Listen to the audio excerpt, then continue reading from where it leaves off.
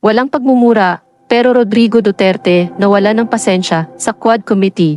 Sa ika-11 na pagdinig ng Quad Committee, pansamantalang nawala ng pasensya si dating Pangulong Rodrigo Duterte, ngunit nagtimpi at hindi gumamit ng mga pagmumura sa buong 9 oras na sesyon.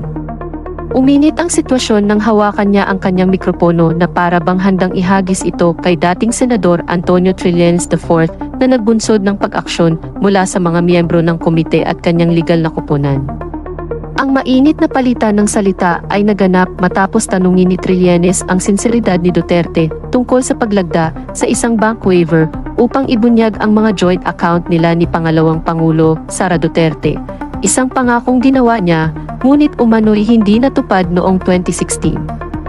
Humingi ng paumanhin si Duterte, kalaunan, at ipinagpatuloy ng komite ang pagdinig matapos bigyang diin ang kahalagahan ng maayos na pag-uugali.